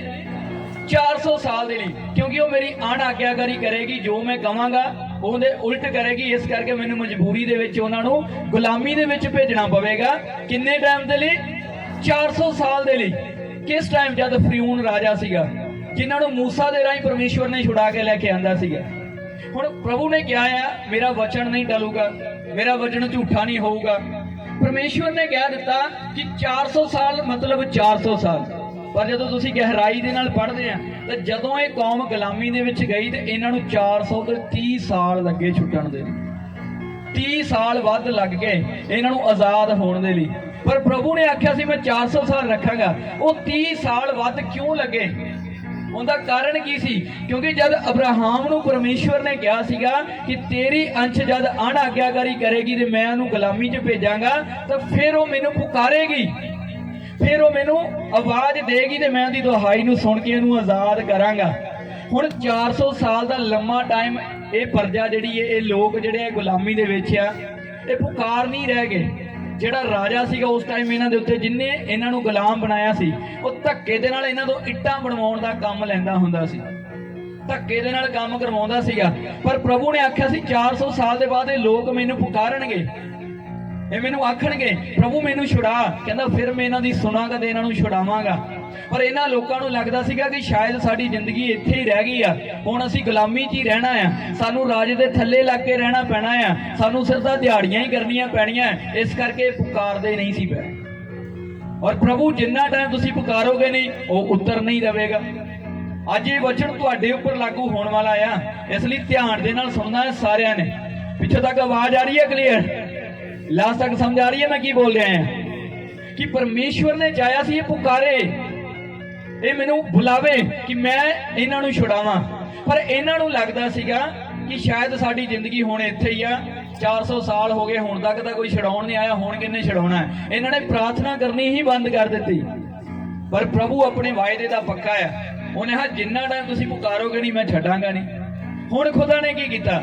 ਉਹਨੇ ਮੇਰੇ ਵਰਗੇ ਇੱਕ ਦਾਸ ਤੇ ਮੂਸਾ ਨੂੰ ਖੜਾ ਕਰਕੇ ਭੇਜਿਆ, ਕਹਿੰਦਾ ਉਸ ਪਰਜਾ ਦੇ ਕੋਲ ਜਾ ਔਰ ਉਸ ਰਾਜੇ ਨੂੰ ਜਾ ਕੇ ਆਖ ਕਿ ਮੇਰੀ ਪਰਜਾ ਨੂੰ ਛੱਡ ਦੇ, ਇਹਨਾਂ ਨੇ ਜਾ ਕੇ ਮੇਰੇ ਲਈ ਉਹ ਬਲੀਆਂ ਦੀ ਚੜਾਉਣਾ ਹੈ, ਇਹਨਾਂ ਮੇਰੀ ਆਰਾਧਨਾ ਕਰਨੀ ਹੈ। ਔਰ ਜਦੋਂ ਮੂਸਾ ਜਾ ਕੇ ਉਸ ਰਾਜੇ ਨੂੰ ਕਹਿੰਦਾ ਪਿਆ ਹੈ, ਕਹਿੰਦਾ ਜੀ ਇਸ ਪਰਜਾ ਨੂੰ ਛੱਡ ਦਿਓ, ਪ੍ਰਭੂ ਦੇ ਲੋਕ ਇਹਨਾਂ ਨੇ ਜਾ ਕੇ ਪ੍ਰਭੂ ਦੀ ਆਰਾਧਨਾ ਕਰਨੀ ਹੈ, ਤਾਂ ਰਾਜੇ ਦੇ ਮਨ ਦੇ ਵਿੱਚ ਆਇਆ, ਕਹਿੰਦੇ ਪਰਜਾ ਹੁਣ ਜਿਹੜੀ ਗੁਲਾਮ ਬਣਾ ਕੇ ਰੱਖੀ ਆ ਇਹ ਨਾ ਮੇਰੇ ਤੋਂ ਛੁੱਟਣਾ ਚਾਹੁੰਦੇ ਆ। ਇੱਕ ਬੰਦਾ ਫ੍ਰੀ ਦੇ ਵਿੱਚ ਕੰਮ ਕਰਨ ਵਾਲਾ ਤੁਹਾਨੂੰ ਮਿਲਿਆ ਹੋਵੇ, ਤੁਹਾਡਾ ਛੱਡਣ ਨੂੰ ਦਿਲ ਨਹੀਂ ਕਰੇਗਾ। ਰਾਜਾ ਕਹਿੰਦਾ ਮੈਂ ਨਹੀਂ ਇਹਨਾਂ ਨੂੰ ਛੱਡਾਂਗਾ। ਉਹਨੂੰ ਇਹ ਲੱਗਾ ਵਿਹਲੇ ਰਹਿਣ ਲੱਗ ਪਿਆ, ਤਾਂ ਕਰਕੇ ਇਹਨਾਂ ਦਾ ਦਿਮਾਗ ਖਰਾਬ ਹੋ ਗਿਆ, ਮੇਰੇ ਕੋਲੋਂ ਆਜ਼ਾਦ ਹੋਣਾ ਚਾਹੁੰਦੇ ਆ। ਔਰ ਉਹਨੇ ਕੀ ਕੀਤਾ ਕਿ ਅੱਗੇ ਤਾਂ ਇੱਟਾਂ ਬਣਾਉਣ ਦੇ ਲਈ ਤੂੜੀ ਤੁਸੀਂ ਦਿੰਦੇ ਹੋ, ਹੁਣ ਤੂੜੀ ਵੀ ਆਪੇ ਇਕੱਠੀ ਕਰੋ ਤੇ ਇੱਟਾਂ ਵੀ ਹੋਣੀਆਂ ਚਾਹੀਦੀਆਂ। ਹੁਣ ਇੱਕ ਇੱਕ ਡੱਕਾ ਕਦੋਂ ਤੂੜੀ ਦਾ ਇਕੱਠਾ ਕਰਨ, ਕਦੋਂ ਇੱਟਾਂ ਦੀ ਗਿਣਤੀ ਪੂਰੀ ਕਰਨ, ਉਹ ਹੋ ਨਹੀਂ ਸੀ ਰਿਹਾ। ਰਾਜੇ ਨੇ ਇਹਨਾਂ ਦੇ ਉੱਪਰ ਸਿਪਾਹੀ ਖਿਲਾਰ ਦਿੱਤੇ, ਕਹਿੰਦਾ ਇਹਨਾਂ ਨੂੰ ਕੋਰੜੇ ਮਾਰੋ, ਇਹਨਾਂ ਨੂੰ ਸਜ਼ਾ ਦਿਓ, ਅਗਰ ਇਹ ਮੇਰੀ ਆਗਿਆ ਨੂੰ ਪੂਰਾ ਨਹੀਂ ਕਰਦੇ, ਅਗਰ ਇਹ ਮੇਰੇ ਕੰਮ ਨੂੰ ਪੂਰਾ ਨਹੀਂ ਕਰਦੇ, ਜੋ ਮੈਂ ਇਹਨਾਂ ਨੂੰ ਦੇਣਾ ਇਹਨਾਂ ਨੂੰ ਸਜ਼ਾ ਦਿਓ। ਇਹ ਜਿਹੜੇ ਲੋਕ ਲੱਗਦਾ ਸੀ ਇਹਨਾਂ ਨੂੰ ਕਿ ਸ਼ਾਇਦ ਸਾਡੀ ਜ਼ਿੰਦਗੀ ਇੱਥੇ ਹੀ ਆ, ਹੁਣ ਪਰਮੇਸ਼ਵਰ ਨੇ ਇਹਨਾਂ ਦੇ ਮੂੰਹ ਨੂੰ ਖੁਲਵਾਉਣ ਦੇ ਲਈ ਕਿ ਇਹ ਪ੍ਰਭੂ ਨੂੰ ਪੁਕਾਰਨ, ਇਹਨਾਂ ਦੀ ਦੁੱਖ ਨੂੰ, ਇਹਨਾਂ ਦੀ ਪੀੜਾ ਨੂੰ ਵਧਾਇਆ। ਇਹਨਾਂ ਦੇ ਉੱਪਰ ਜਦੋਂ ਕੋਰੜੇ ਪੈਂਦੇ ਸੀਗੇ, ਜਦੋਂ ਕੁੱਪੇ ਪਾਰ ਹੋ ਕੇ ਕੰਮ ਕਰਦੇ ਸੀ ਔਰ ਪਿੱਛੋਂ ਕੋੜਾ ਪੈਂਦਾ ਸੀਗਾ, ਤਾਂ ਉਸੇ ਟਾਈਮ ਫਿਰ ਤਾਂ ਨੂੰ ਤੱਕਦੇ ਸੀ ਹਾਏ ਪਰਮੇਸ਼ਵਰ ਬਚਾ। ਔਰ ਖੁਦਾ ਇਹੀ ਚਾਹੁੰਦਾ ਸੀਗਾ ਮੈਨੂੰ ਪੁਕਾਰ ਤੇ ਮੈਂ ਤੈਨੂੰ ਉੱਤਰ ਦਿਆਂਗਾ, ਤੈਨੂੰ ਛੁਡਾਵਾਂਗਾ। ਕਿਉਂਕਿ ਪਰਮੇਸ਼ਵਰ ਨੇ ਅਬਰਾਹਮ ਨੂੰ ਆਖਿਆ ਸੀਗਾ ਕਿ ਜਦ ਮੇਰੇ ਲੋਕ ਮੈਨੂੰ ਪੁਕਾਰਨਗੇ ਮੈਂ ਛੁਡਾਵਾਂਗਾ। ਪਹਿਲਾਂ ਇਹਨਾਂ ਨੂੰ ਲੱਗਦਾ ਸੀ ਸ਼ਾਇਦ ਸਾਡੀ ਜ਼ਿੰਦਗੀ ਇੱਥੇ ਜਿਹੀ ਆ। ਅੱਜ ਬਹੁਤ ਸਾਰੇ ਲੋਕਾਂ ਨੂੰ ਲੱਗਦਾ ਬਸ ਇੱਕ ਦਿਨ ਦੇ ਲਈ ਅਸੀਂ ਕਮਾ ਲਿਆ, ਖਾ ਲਿਆ, ਸਾਡੀ ਲਾਈਫ ਇੱਥੇ ਸੈੱਟ ਲਿਆ। ਉਹ ਪੁਕਾਰਦੇ ਨਹੀਂ ਆ ਪਰਮੇਸ਼ਵਰ ਨੂੰ ਕਿ ਪ੍ਰਭੂ ਸਾਨੂੰ ਗਰੋ ਕਰ, ਸਾਨੂੰ ਵਧਾ, ਤਾਂ ਕਿ ਅਸੀਂ ਤੇਰੇ ਲੋਕਾਂ ਦੀ ਮਦਦ ਕਰ ਪਾਈਏ। ਉਹਨਾਂ ਨੂੰ ਲੱਗਦਾ ਨਹੀਂ ਸਾਡੇ ਦਾਦੇ ਪੜਦਾਦੇ ਦਿਹਾੜੀਆਂ ਕਰਦੇ, ਅਸੀਂ ਵੀ ਇੱਥੇ ਟਿਕਣਾ ਹੈ। ਇਹਨਾਂ ਨੂੰ ਵੀ ਇਹੀ ਲੱਗਦਾ ਸੀਗਾ ਕਿ 400 ਸਾਲ ਲੰਘ ਗਿਆ, ਹੁਣ ਵੀ ਸਾਡੀ ਜ਼ਿੰਦਗੀ ਇਦਾਂ ਦੀ ਹੈ। ਪਰ ਪ੍ਰਭੂ ਨੇ ਇਹਨਾਂ ਦੇ ਉੱਪਰ ਦੁੱਖ ਨੂੰ ਵਧਾਇਆ, ਕਹਿੰਦਾ ਤੂੰ ਪੁਕਾਰ ਸਹੀ, ਮੈਂ ਤੈਨੂੰ ਛੁਡਾ ਕੇ ਵਿਖਾਵਾਂਗਾ। ਜਦੋਂ ਇਹਨਾਂ ਦੇ ਉੱਪਰ ਦੁੱਖ ਨੂੰ ਵਧਿਆ, ਜਦੋਂ ਇਹਨਾਂ ਨੇ ਚਿਲਾਇਆ, ਤਾਂ ਪਰਮੇਸ਼ਵਰ ਨੇ ਆਪਣੇ ਦਾਸ ਮੂਸਾ ਨੂੰ ਉਹ ਬਲ ਦਿੱਤਾ ਕਿ ਇਹਨਾਂ ਨੂੰ ਗੁਲਾਮੀ ਤੋਂ ਬਾਹਰ ਕੱਢ ਕੇ ਖੁਦਾ ਲੈ ਕੇ ਆਇਆ। ਅੱਜ ਪ੍ਰਭੂ ਤੁਹਾਡੇ ਲਈ ਵੀ ਇਦਾਂ ਹੀ ਗੱਲ ਕਰਦਾ ਹੈ। ਜਦ ਤੁਸੀਂ ਪਰਮੇਸ਼ਵਰ ਦੀ ਆਵਾਜ਼ ਨੂੰ ਨਹੀਂ ਸੁਣਦੇਗੇ, ਜਦ ਤੁਸੀਂ ਚੰਗੇ ਹੁੰਦੇ ਆ, ਤੁਸੀਂ ਦੁਆ ਨਹੀਂ ਕਰਦੇਗੇ, ਪ੍ਰਭੂ ਕੀ ਕਰਦਾ? ਉਹ ਥੋੜੀ ਜਿਹੀ ਚੁੰਡੀ ਹੋਰ ਵੱਢਦਾ ਹੈ, ਕਹਿੰਦਾ ਹੋਰ ਦੁੱਖ ਦਿਓ ਇਹਨਾਂ ਨੂੰ। ਜਦੋਂ ਥੋੜੀ ਜਿਹੀ ਜ਼ਿਆਦਾ ਟੈਨਸ਼ਨ ਆਉਂਦੀ ਹੈ, ਜ਼ਿਆਦਾ ਪ੍ਰੈਸ਼ਰ ਆਉਂਦਾ ਹੈ ਨਾ, ਉਦੋਂ ਫਿਰ ਤੁਸੀਂ ਚਲਾਉਂਦੇ ਆ ਇਹਨਾਂ ਲੋਕਾਂ ਦੀ ਤਰ੍ਹਾਂ, ਫਿਰ ਕਹਿੰਦੇ ਆ ਯਹੋਵਾ ਮੇਰੀ ਆਵਾਜ਼ ਨੂੰ ਸੁਣ। ਪ੍ਰਭੂ ਚਾਹੁੰਦਾ ਹੈ ਤੁਸੀਂ ਜਦ ਵੀ ਕਿਸੇ ਮੁਸੀਬਤ ਦੇ ਵਿੱਚ ਹੋਵੋ, ਕਿਸੇ ਇਨਸਾਨ ਦੇ ਅੱਗੇ ਹੱਥ ਨਾ ਅੱਡੋ, ਕਿਸੇ ਇਨਸਾਨ ਦੇ ਅੱਗੇ ਨਾ ਰੋਵੋ ਜਾ ਕੇ ਕਿ ਮੈਨੂੰ ਛੁਡਾ। ਉਹ ਚਾਹੁੰਦਾ ਹੈ ਜਦ ਵੀ ਤੁਸੀਂ ਕਿਸੇ ਮੁਸੀਬਤ ਦੇ ਵਿੱਚ ਹੋਵੋ, ਸਾਰਿਆਂ ਨਾਲੋਂ ਪਹਿਲਾਂ ਤੁਹਾਡਾ ਭਰੋਸਾ ਯਹੋਵਾ ਤੇ ਹੋਣਾ ਚਾਹੀਦਾ ਹੈ। ਤੁਹਾਡੀ ਆਵਾਜ਼ ਯਹੋਵਾ ਨੂੰ ਹੋਣੀ ਚਾਹੀਦੀ ਹੈ ਕਿ ਯਹੋਵਾ ਸਾਨੂੰ ਛੁਡਾ। ਜਦ ਇਸਰਾਇਲੀ ਲੋਕ ਗੁਲਾਮੀ ਦੇ ਵਿੱਚ ਸੀਗੇ, ਜਦ ਉਹਨਾਂ ਨੇ ਦੁਹਾਈ ਦੇਣੀ ਸ਼ੁਰੂ ਕੀਤੀ, ਤਾਂ ਪਰਮੇਸ਼ਵਰ ਦਾ ਵਚਨ ਜਿਹੜਾ ਆ ਉਹ 4 ਦੇ ਵਿੱਚ ਲਿਖਿਆ ਹੋਇਆ ਕਿ ਖੁਦਾ ਦਾ ਵਚਨ ਆਇਆ ਮੂਸਾ ਨੂੰ, ਕਹਿੰਦਾ ਮੂਸਾ ਮੈਂ ਆਪਣੇ ਲੋਕਾਂ ਦੀ ਦੁਹਾਈ ਨੂੰ ਸੁਣ ਲਿਆ ਹੈ ਔਰ ਉਹਨਾਂ ਦੀ ਦੁਹਾਈ ਸੁਣ ਕੇ ਹੁਣ ਮੈਂ ਉੱਤਰ ਆਇਆ ਕਿ ਆਪਣੇ ਲੋਕਾਂ ਨੂੰ ਛੁਡਾਵਾਂ। ਜਦ ਤੁਸੀਂ ਦੁਹਾਈ ਦਿੰਦੇ ਆ ਤਾਂ ਯਹੋਵਾ ਖੁਦ ਸਵਰਗ ਨੂੰ ਛੱਡ ਕੇ ਤੁਹਾਨੂੰ ਛੁਡਾਉਣ ਦੇ ਲਈ ਆਉਂਦਾ ਹੈ। ਸਮਝ ਆ ਰਹੀ ਹੈ ਕਿ ਨਹੀਂ ਆ ਰਹੀ? ਤੁਹਾਡੀ ਤਾਰੀਫ ਘਟਿਆ ਖੁਦਾਵੰਦ ਦੀ, ਹਾਲੇਲੂਇਆ। ਪਰ ਕਦੋਂ ਆਏਗਾ? ਜਦ ਉਹਨੂੰ ਪੁਕਾਰੋਗੇ। ਅੱਜ ਤੁਹਾਡਾ ਗਵਾਂਢੀ ਅਗਰ ਤੁਹਾਨੂੰ ਪੁਕਾਰਦਾ ਨਹੀਂ ਹੈ, ਤੁਹਾਨੂੰ ਇਨਵਾਈਟ ਨਹੀਂ ਕਰਦਾ, ਤੁਸੀਂ ਉਹਦੇ ਘਰੇ ਵੀ ਨਹੀਂ ਜਾਂਦੇ, ਮੈਂ ਕਿਉਂ ਜਾਵਾਂ, ਮੈਨੂੰ ਤਾਂ ਬੁਲਾਇਆ ਨਹੀਂ। ਫਿਰ ਉਹ ਰਾਜਿਆਂ ਦਾ ਰਾਜਾ, ਪ੍ਰਭੂਆਂ ਦਾ ਪ੍ਰਭੂ ਆ, ਉਹ ਤੁਹਾਡੇ ਬੁਲਾਉਣ ਤੇ ਆਣ ਕੇ ਤੁਹਾਡੇ ਲਈ ਕੰਮ ਵੀ ਕਰ ਦਿੰਦਾ ਹੈ, ਪਰ ਤੁਸੀਂ ਤਾਂ ਵੀ ਨਹੀਂ ਕਦਰ ਕਰਦੇ। ਔਰ ਅਗਰ ਉਹ ਬਿਨ ਬੁਲਾਇਆ ਆਣ ਕੇ ਤੁਹਾਡੇ ਲਈ ਕੰਮ ਕਰੇਗਾ ਤਾਂ ਤੁਸੀਂ ਤਾਂ ਉਹਨੂੰ ਜਾਣਨਾ ਹੀ ਕੁਛ ਨਹੀਂ, ਤੁਸੀਂ ਉਹਨੂੰ ਸਮਝਣਾ ਹੀ ਕੁਛ ਨਹੀਂ। ਸਮਝ ਰਿਹਾ ਕਿ ਨਹੀਂ ਸਮਝ ਰਿਹਾ? ਪ੍ਰਭੂ ਨੂੰ ਸੀਰੀਅਸ ਲਵੋ, ਗਹਿਰਾਈ ਦੇ ਨਾਲ ਸਮਝੋ। ਪ੍ਰਭੂ ਕੋਈ ਮਜ਼ਾਕ ਵਾਲੀ ਚੀਜ਼ ਨਹੀਂ ਆ, ਇੱਥੇ ਕੋਈ ਯਾਦੂ ਨਹੀਂ ਹੁੰਦਾਗਾ। ਹਰ ਸੰਡੇ ਆਨੇ ਆ, ਮਜ਼ੇ ਲੈ ਕੇ, ਗਵਾਹੀਆਂ ਸੁਣ ਕੇ ਘਰ ਨੂੰ ਹੋ ਜਾਂਦੇ ਆ। ਆਪਣੇ ਜੀਵਨਾਂ ਨੂੰ ਬਦਲਣਾ ਸ਼ੁਰੂ ਕਰੋ, ਪ੍ਰਭੂ ਦੇ ਨੇੜੇ ਜਾਣਾ ਸ਼ੁਰੂ ਹੋਵੋ, ਉਹਨੂੰ ਪੁਕਾਰਨਾ ਸ਼ੁਰੂ ਕਰੋ। ਜਦੋਂ ਕੋਈ ਟੈਨਸ਼ਨ ਪਰੇਸ਼ਾਨੀ ਦਾ ਟਾਈਮ ਆਂਦਾ ਹੈ, ਤੁਸੀਂ ਆਸ ਪੜੋਸ ਦੇ ਵੱਲ ਦੇਖਣਾ ਸ਼ੁਰੂ ਕਰ ਦਿੰਦੇ ਆ, ਤੁਸੀਂ ਆਪਣੇ ਰਿਸ਼ਤੇਦਾਰਾਂ ਦੇ ਵੱਲ ਦੇਖਣਾ ਸ਼ੁਰੂ ਕਰ ਦਿੰਦੇ ਆ। ਖੁਦਾ ਦੇਖਦਾ ਹੈ ਇਹਨਾਂ ਦਾ ਭਰੋਸਾ ਹੱਲੇ ਵੀ ਇਨਸਾਨ ਤੇ। ਉਹ ਕਹਿੰਦਾ ਮੈਂ ਖੜਾ ਹੋਇਆ, ਤੂੰ ਪਹਿਲਾਂ ਜ਼ੋਰ ਲਾ ਕੇ ਆ ਜਾ। ਜਦੋਂ ਸਾਰੇ ਪਾਸੇ ਹੱਥ ਚੱਕੇ ਜਾਂਦੇ ਆ, ਪਹੁੰਚ ਕੇ ਫਿਰ ਉੱਥੇ ਆਣਾ ਪੈਂਦਾ ਆ, ਫਿਰ ਆਣ ਕੇ ਯਹੋਵਾ ਨੂੰ ਪੁਕਾਰਨਾ ਪੈਂਦਾ ਹੈ, ਪ੍ਰਭੂ ਤੇਰੇ ਬਿਨਾ ਕੋਈ ਨਹੀਂ ਛੁਡਾ ਸਕਦਾ। 12 ਸਾਲ ਦੀ ਰੋਗਣ, ਕਹਿੰਦੇ ਇਹਨੇ 12 ਸਾਲ ਤੱਕ ਜੋ ਕੁਝ ਵੀ ਉਹਦੇ ਕੋਲ ਸੀਗਾ ਵੇਚ ਵੱਟ ਕੇ ਉਹਨੇ ਡਾਕਟਰਾਂ ਨੂੰ ਦੇ ਦਿੱਤਾ, ਵੈਦਾਂ ਨੂੰ ਦੇ ਦਿੱਤਾ, ਪਰ ਕੋਈ ਵੀ ਚੰਗੇ ਨਹੀਂ ਹੋ ਸਕੇ। ਹਾਲੇਲੂਇਆ। 12 ਸਾਲ ਦੀ ਜਿਹੜੀ ਰੋਗਣ ਆ, 12 ਸਾਲ ਤੱਕ ਲਿਖਿਆ ਉਹਨੇ ਆਪਣਾ ਇੱਕ ਇੱਕ ਪੰਜੀ ਜਿਹੜੀ ਵੈਦਾਂ ਨੂੰ ਲੁਟਾ ਦਿੱਤੀ, ਪਰ ਉਹ ਚੰਗੀ ਨਹੀਂ ਹੋਈ। ਉਸ ਟਾਈਮ ਯਿਸੂ ਸੀਗਾ ਉੱਥੇ, ਪਰ ਪਹਿਲਾਂ ਉਹਨੂੰ ਲੱਗਦਾ ਸੀ ਜੋ ਕੰਮ ਵੈਦ ਕਰ ਸਕਦੇ ਆ ਉਹ ਯਿਸੂ ਥੋੜੀ ਕਰ ਸਕਦਾ। ਪਹਿਲਾਂ ਉਹ ਲਟੀਚ ਕੇ ਆਈ, ਪਰ ਹੁਣ ਜਦੋਂ ਪਤਾ ਲੱਗਾ ਪੈਸਾ ਵੀ ਪੱਲੇ ਨਹੀਂ ਰਹਿ ਗਿਆ, ਘਰ ਪਰਿਵਾਰ ਦਾ ਬੰਦਾ ਵੀ ਨਹੀਂ ਨਾਲ ਰਹਿ ਗਿਆ ਸਾਥ ਦੇਣ ਦੇ ਲਈ, ਕਹਿੰਦੀ ਹੁਣ ਦਾ ਇੱਕੋ ਰਸਤਾ ਹੈ, ਅਗਰ ਮੈਨੂੰ ਕੋਈ ਚੰਗਾ ਕਰ ਸਕਦਾ ਤੇ ਉਹ ਯਿਸੂ ਮਸੀਹ ਹੈ। ਹਾਲੇਲੂਇਆ। ਉਹ ਗਈ ਰਿੜਦੀ ਹੋਈ, ਉਹ ਗਈ ਯਿਸੂ ਮਸੀਹ ਦੇ ਕੋਲ, ਕਹਿੰਦੀ ਮੈਂ ਪੱਲੇ ਨੂੰ ਵੀ ਛੂ ਲਿਆ ਤੇ ਮੈਂ ਚੰਗੀ ਹੋ ਜਾਵਾਂਗੀ। ਪਰ ਪੱਲੇ ਨੂੰ ਛੂੰਦਿਆਂ ਦੇ ਨਾਲ ਇੱਕ ਸਾਮਰਥ ਨਿਕਲੀ। ਅੱਜ ਪੀੜਾਂ ਦੀਆਂ ਪੀੜਾਂ ਆਉਂਦੀਆਂ, ਉਸ ਟਾਈਮ ਵੀ ਜਦੋਂ ਔਰਤ ਆਈ ਸੀ, ਉਸਦੇ ਚੇਲੇ ਵੀ ਯਿਸੂ ਮਸੀਹ ਦੇ ਨਾਲ ਸੀਗੇ। ਜਦੋਂ ਉਸ ਔਰਤ ਨੇ ਵਿਸ਼ਵਾਸ ਦੇ ਨਾਲ ਪੱਲੇ ਨੂੰ ਛੂਇਆ, ਇੱਕ ਸਾਮਰਥ ਨਿਕਲੀ। ਉਸ 12 ਸਾਲ ਦੀ ਲਹੂ ਬਹਿਣ ਵਾਲੀ ਰੋਗਣ ਨੂੰ ਚੰਗਿਆਈ ਮਿਲੀ। ਤਾਂ ਯਿਸੂ ਨੇ ਇੱਕ ਗੱਲ ਕਹੀ, ਕਹਿੰਦਾ ਕਿਸੇ ਨੇ ਮੈਨੂੰ ਛੂਇਆ, ਮੇਰੇ ਜੋ ਸਾਮਰਥ ਨਿਕਲ ਕੇ ਗਈ ਆ। ਤਾਂ ਚੇਲਿਆਂ ਨੇ ਕਿਹਾ, ਕਹਿੰਦੇ ਪ੍ਰਭੂ ਇੱਥੇ ਇੰਨੀ ਜ਼ਿਆਦਾ ਭੀੜ ਆ, ਲੋਕ ਤੇਰੇ ਉੱਤੇ ਡਿੱਗਦੇ ਫਿਰਦੇ ਆ, ਤੇ ਤੂੰ ਕਹਿੰਦਾ ਕਿ ਕਿਸੇ ਨੇ ਤੈਨੂੰ ਛੂਇਆ ਆ। ਕਹਿੰਦਾ ਕਿਸੇ ਨੇ ਭੀੜਾਂ ਦਾ ਬਹੁਤ ਆ, ਡਿੱਗਦੀਆਂ ਵੀ ਆ ਮੇਰੇ ਤੇ, ਕਹਿੰਦਾ ਪਰ ਛੂਇਆ ਇੱਕ ਨਹੀਂ ਆ, ਵਿਸ਼ਵਾਸ ਦੇ ਨਾਲ ਭੀੜਾਂ ਨੇ ਨਹੀਂ ਛੂਇਆ। ਜਿੰਨੇ ਵਿਸ਼ਵਾਸ ਦੇ ਨਾਲ ਛੂਇਆ ਉਹ ਚੰਗਾ ਹੋ ਚੁੱਕਾ ਹੈ। ਹਾਲੇਲੂਇਆ। ਸਮਝ ਆ ਰਹੀ ਹੈ ਕਿ ਨਹੀਂ ਆ ਰਹੀ? ਸਾਡਾ ਖੁਦਾ ਜਿੰਦਾ ਖੁਦਾ ਆ, ਉਹ ਤੁਹਾਨੂੰ ਵੇਟ ਕਰਨ ਦੇ ਲਈ ਨਹੀਂ ਕਹੇਗਾ ਤੁਸੀਂ ਚਰਚ ਆਈ ਜਾਓ, ਉਹ ਪਹਿਲਾਂ ਚੈੱਕ ਕਰੂਗਾ ਫਿਰ ਤੁਹਾਨੂੰ ਹੀਲ ਕਰੂਗਾ। ਉਹ ਚਰਚ ਆਉਂਦਿਆਂ ਦੇ ਨਾਲ ਪਹਿਲਾਂ ਤੁਹਾਨੂੰ ਚੰਗਾ ਕਰਦਾ ਆ, ਤੁਹਾਨੂੰ ਛੁਡਾਉਂਦਾ ਆ, ਕਹਿੰਦਾ ਚਾਹੋ ਜਾ ਕੇ ਗਵਾਹੀਆਂ ਦੇ। ਪ੍ਰਭੂ ਨੇ ਤੁਹਾਨੂੰ ਅਤੇ ਮੈਨੂੰ ਕਾਹਦੇ ਲਈ ਚੁਣਿਆ ਹੈ? ਤਾਂ ਕਿ ਅਸੀਂ ਧਰਤੀ ਦੇ ਬੰਨੇ ਤੱਕ ਉਹਦੇ ਗਵਾਹ ਠਹਿਰ ਸਕੀਏ। ਹਾਲੇਲੂਇਆ। ਕਿ ਧਰਤੀ ਦੇ ਬੰਨੇ ਤੱਕ ਅਸੀਂ ਕੀ ਬਣ ਸਕੀਏ? ਉਹਦੇ ਗਵਾਹ ਬਣ ਸਕੀਏ। ਅਗਰ ਛੋਟਾ ਜਿਹਾ ਕੰਮ ਵੀ ਤੁਹਾਡੀ ਜ਼ਿੰਦਗੀ ਦੇ ਵਿੱਚ ਹੁੰਦਾ ਹੈ, ਉਹਦੀ ਗਵਾਹੀ ਇੱਕ ਦੂਸਰੇ ਨੂੰ ਜ਼ਰੂਰ ਦਿਆ ਕਰੋ। ਤੁਹਾਨੂੰ ਮੈਂ ਕਈ ਵਾਰੀ ਦੱਸਿਆ, ਤੁਹਾਡੀ ਜ਼ਿੰਦਗੀ ਦੇ ਵਿੱਚ ਜਦ ਤੁਸੀਂ ਪ੍ਰਭੂ ਦੇ ਵਿੱਚ ਆਉਣਾ ਸ਼ੁਰੂ ਹੁੰਦੇ ਆ, ਤੁਹਾਡੀ ਜ਼ਿੰਦਗੀ 'ਚ ਪਹਿਲੀ ਗਵਾਹੀ ਕੀ ਹੈ? ਤੁਹਾਡੇ ਮਨ ਦੀ ਸੱਚੀ ਸ਼ਾਂਤੀ। ਪਰ ਤੁਹਾਨੂੰ ਲੱਗਦਾ ਜਿੰਨਾ ਟਾਈਮ ਤੁਹਾਡੇ ਅਕਾਊਂਟ ਨਾ ਭਰੇ ਉਹਨਾਂ ਟਾਈਮ ਗਵਾਹੀ ਨਹੀਂ ਆ, ਜਿੰਨਾ ਟਾਈਮ ਲੰਗੜਾ ਚੱਲਿਆ ਨਾ ਗਵਾਹੀ ਨਹੀਂ ਆ। ਚਾਹੇ ਕਰੋੜਾਂ ਰੁਪਈਆ ਤੁਹਾਡੇ ਖਾਤਿਆਂ ਦੇ ਵਿੱਚ ਹੈਗਾ, ਪਰ ਅਗਰ ਮਨ ਦੀ ਸ਼ਾਂਤੀ ਨਹੀਂ ਹੈਗੀ, ਉਹ ਪੈਸਾ ਮਿੱਟੀ ਆ। ਪਰ ਅਗਰ ਬੈਂਕ ਬੈਲੈਂਸ ਜ਼ੀਰੋ ਆ ਔਰ ਮਨ ਦੀ ਸ਼ਾਂਤੀ ਤੁਹਾਡੇ ਕੋਲ ਆ, ਤਾਂ ਤੁਸੀਂ ਦੁਨੀਆ ਦੇ ਸਭ ਤੋਂ ਅਮੀਰ ਬੰਦੇ। ਸਮਝ ਆ ਰਹੀ ਹੈ ਕਿ ਨਹੀਂ ਆ ਰਹੀ? Thank you Jesus. ਹਾਲੇਲੂਇਆ। ਪਰਮੇਸ਼ਵਰ ਤੁਹਾਡੇ ਨਾਲ ਪਿਆਰ ਕਰਦਾ ਹੈ, ਉਹ ਤੁਹਾਨੂੰ ਛੁਡਾਉਣਾ ਚਾਹੁੰਦਾ ਹੈ, ਉਹ ਤੁਹਾਨੂੰ ਬਚਾਉਣਾ ਚਾਹੁੰਦਾ ਹੈ, ਪਰ ਉਹ ਪਹਿਲਾਂ ਤੁਹਾਨੂੰ ਆਪਣੇ ਨੇੜੇ ਲੈ ਕੇ ਆਉਣਾ ਚਾਹੁੰਦਾ ਹੈ, ਤੁਹਾਨੂੰ ਆਪਣੇ ਕਰੀਬ ਲੈ ਕੇ ਆਉਣਾ ਚਾਹੁੰਦਾ ਹੈ। ਹਾਲੇਲੂਇਆ। ਕੁਝ ਚੀਜ਼ਾਂ ਤੁਸੀਂ ਜਦ ਪ੍ਰਭੂ ਦੇ ਵਿੱਚ ਆ ਜਾਂਦੇ ਆ, ਅਗਰ ਤੁਸੀਂ ਆਪਣੇ ਆਪ ਨੂੰ ਬਦਲਦੇ ਨਹੀਂ ਆ, ਤੁਸੀਂ ਖੁਦਾ ਦੇ ਨੇੜੇ ਹੁੰਦਿਆਂ ਹੋਇਆਂ ਵੀ ਆਪਣੀਆਂ ਆਸ਼ੀਸ਼ਾਂ ਤੋਂ ਵਾਂਝੇ ਰਹਿੰਦੇ। ਪ੍ਰਭੂ ਦੇ ਨੇੜੇ ਆਣ ਕੇ ਵੀ ਤੁਹਾਡੀਆਂ ਆਸ਼ੀਸ਼ਾਂ ਰੁਕ ਜਾਂਦੀਆਂ ਅਗਰ ਤੁਸੀਂ ਆਪਣੇ ਵਿੱਚ ਬਦਲਾਵ ਨਹੀਂ ਲੈ ਕੇ ਆਉਂਦੇ। ਹਾਲੇਲੂਇਆ। ਅੱਜ ਅਸੀਂ ਬਾਈਬਲ 'ਚ ਇੱਕ ਇਦਾਂ ਦੀ ਸਟੋਰੀ ਨੂੰ ਦੇਖਣਾ ਆ। ਪੁਰਾਣੀ ਨਿਯਮ ਦੇ ਵਿੱਚ ਅਸੀਂ ਚੱਲਾਂਗੇ। ਪਹਿਲਾ ਸੈਮੂਅਲ ਕੱਢ ਕੇ ਰੱਖੀਏ, ਫਸਟ ਸੈਮੂਅਲ।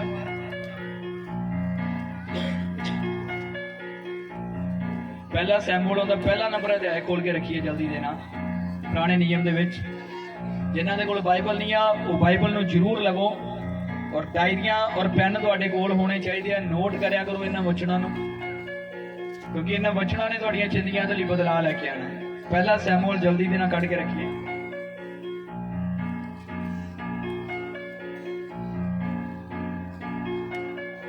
ਕੱਢ ਲਿਆ ਸਭ ਨੇ? ਹਾਲੇਲੂਇਆ। ਬੋਲੀਏ ਅੱਜ ਦਾ ਵਚਨ ਮੇਰੇ ਲਈ। ਅੱਧੇ ਬੋਲ ਰਹੇ ਕਿ ਅੱਧਿਆਂ ਲਈ ਨਹੀਂ ਆ। ਸਾਰੇ ਜਣੇ ਬੋਲੀਏ ਕਿ ਅੱਜ ਦਾ ਵਚਨ ਮੇਰੇ ਲਈ ਆ। ਅੱਜ ਦਾ ਵਚਨ ਮੇਰੇ ਲਈ ਹੈ। ਇਹ ਮੇਰੇ ਲਈ ਇੱਕ ਵੱਡੀ ਆਸ਼ੀਸ਼ ਦਾ ਕਾਰਨ ਬਣੇਗਾ। ਮੇਰੇ ਲਈ ਇੱਕ ਵੱਡੀ ਆਸ਼ੀਸ਼ ਦਾ ਕਾਰਨ ਬਣੇਗਾ। ਆਮੀਨ। ਆਮੀਨ। ਅੱਜ ਬਾਈਬਲ ਜਿਹੜੀ ਆ ਇਹ ਸਮੁੰਦਰ ਆ। ਜਿੰਨਾ ਜ਼ਿਆਦਾ ਤੁਸੀਂ ਇਹਦੇ ਵਿੱਚ ਖੋਂਦੇ ਜਾਓਗੇ ਉਨਾ ਹੀ ਗਹਿਰਾਈ 'ਚ ਉਤਰਦੇ ਜਾਣਾ ਆ। ਨਵੇਂ-ਨਵੇਂ ਭੇਤ ਖੋਲਦੇ ਜਾਣੇ ਆ। ਇੱਕ ਵਚਨ ਨੂੰ ਤੁਸੀਂ ਅੱਜ ਪੜ੍ਹ ਕੇ ਹਟੇ ਆ, ਤੁਹਾਡੇ ਉੱਪਰ ਉਹਨੇ ਅਲੱਗ ਭੇਤ ਖੋਲਿਆ। ਸ਼ਾਮ ਨੂੰ ਪੜੋਗੇ, ਸਵੇਰ ਪੜੋਗੇ, ਅਲੱਗ ਭੇਤ ਖੁੱਲੂਗਾ, ਕਿਉਂਕਿ ਉਹਦਾ ਤਾਂ ਜੀਵਤ ਵਚਨ ਆ। ਔਰ ਪ੍ਰਭੂ ਨੂੰ ਸਮਝਣਾ ਇੰਨਾ ਆਸਾਨ ਨਹੀਂ ਆ। ਉਹਨੂੰ ਸਮਝਣ ਦੇ ਲਈ ਆਤਮਾ ਦੀ ਸਮਝ ਅਤੇ ਬੁੱਧ ਖੁਦਾ ਤੁਹਾਨੂੰ ਦੇਵੇਗਾ, ਫਿਰ ਹੀ ਤੁਸੀਂ ਉਹਨੂੰ ਸਮਝ ਪਾਓਗੇ। ਆਮੀਨ। ਆਮੇਨ। ਇੱਥੇ ਇੱਕ ਵਿਅਕਤੀ ਦੇ ਬਾਰੇ ਗੱਲ ਕੀਤੀ ਗਈ ਆ ਜਿਸ ਦਾ ਨਾਮ ਅਲਕਨਾ ਆ। ਹਾਲੇਲੂਇਆ। ਇੱਥੇ ਇੱਕ ਵਿਅਕਤੀ ਦੀ ਗੱਲ ਕੀਤੀ ਗਈ ਹੈ ਜਿਹੜਾ ਅੱਛਾ ਅਮੀਰ ਬੰਦਾ ਸੀਗਾ, ਇੱਕ ਅੱਛਾ ਰਿਚ ਪਰਸਨ ਸੀਗਾ ਅਲਕਨਾ, ਔਰ ਉਹਨੇ 2 ਮੈਰਿਜਾਂ ਕਰਵਾਈਆਂ ਹੋਈਆਂ ਸੀ। ਆ ਜਾ ਕੇ ਕੋਲ ਖੜਾ ਹੋ ਜਾ ਜਲਦੀ। Thank you Jesus. ਮੈਂ ਇਹਨਾਂ ਨੂੰ ਤਾਂ ਖਿਲਾਰਦਾ ਕਿ ਤੁਹਾਨੂੰ ਜੋ ਸਮਝ ਲੱਗ ਜਾਏ ਉਹ ਫਿਰ ਸਦਾ ਤੱਕ ਤੁਹਾਡੇ ਅੰਦਰ ਰਵੇ, ਤਾਂ ਕਿ ਅਗਲੀ ਵਾਰੀ ਜਦੋਂ ਇਹ ਵਚਨ ਰਿਪੀਟ ਕੀਤਾ ਜਾਏ ਤਾਂ ਤੁਸੀਂ ਪਹਿਲਾਂ ਆਖੋ ਕਿ ਇਹ ਸਾਨੂੰ ਪਤਾ ਹੈ। ਹਾਲੇਲੂਇਆ। ਹਾਲੇਲੂਇਆ। ਇਸ ਜਗ੍ਹਾ ਤੇ ਪਹਿਲੇ ਸੈਮੂਅਲ ਦੇ ਵਿੱਚ ਤੁਸੀਂ ਦੇਖਿਆ ਕਿ ਆ ਇੱਕ ਅਲਕਨਾ ਦਾ ਵਿਅਕਤੀ ਆ ਔਰ ਇਹਦੀਆਂ 2 ਵਾਈਫ ਆ।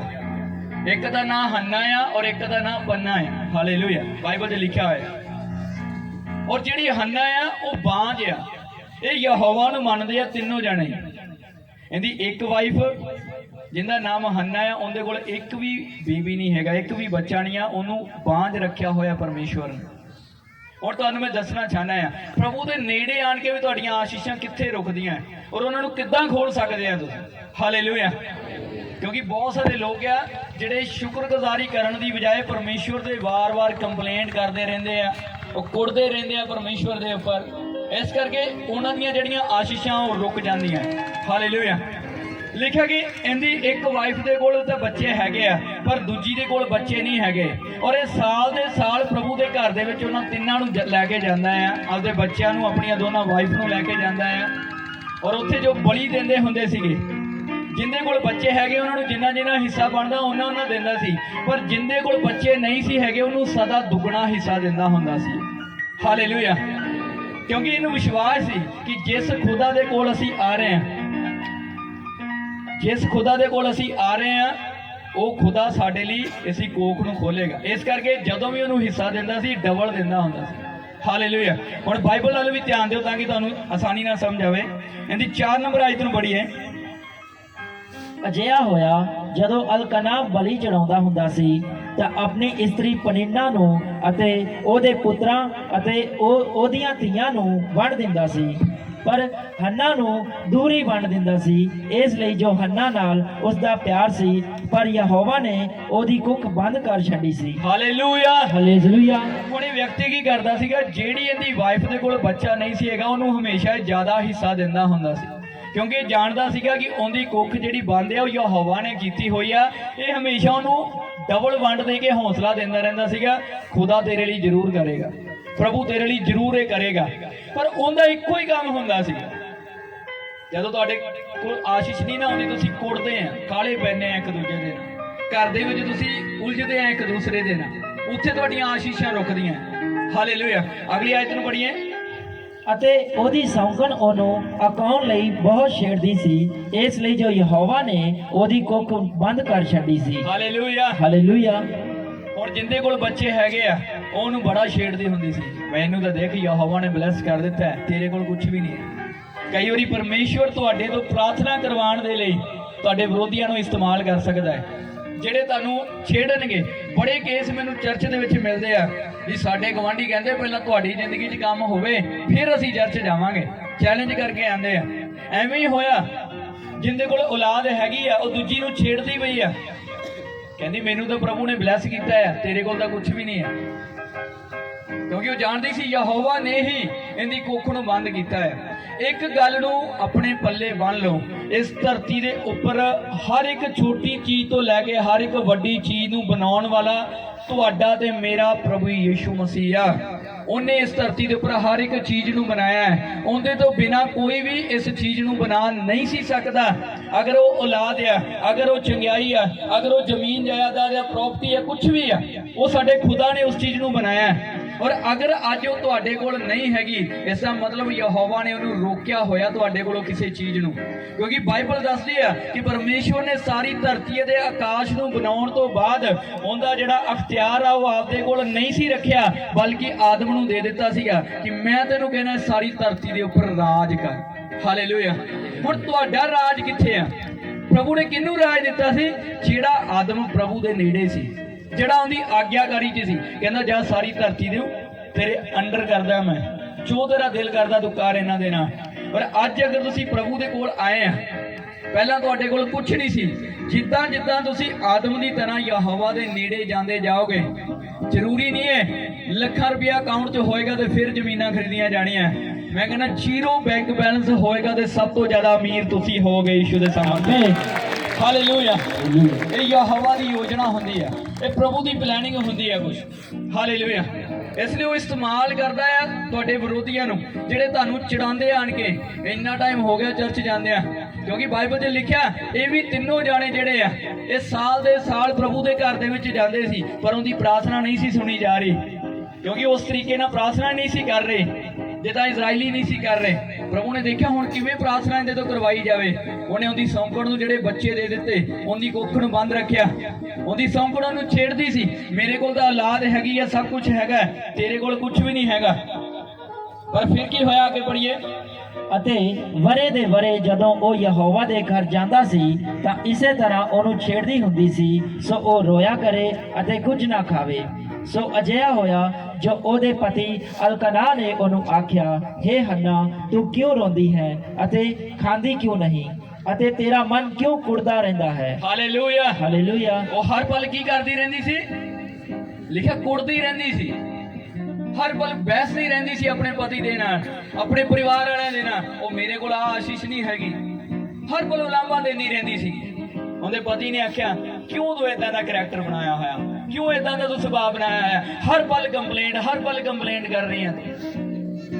ਰੋਂਦੀ ਰਹਿੰਦੀ ਹੁੰਦੀ ਸੀ, ਹਰ ਪਲ ਨਿਰਾਸ਼ ਰਹਿੰਦੀ ਸੀ। ਆਪ ਤਾਂ ਦੁਖੀ ਹੈਗੀ ਸੀ, ਉਦਾਸ ਸੀਗੀ। ਉਹ ਆਪਣੇ ਪਤੀ ਨੂੰ ਵੀ ਉਦਾਸ ਕਰਕੇ ਰੱਖਦੀ ਸੀ।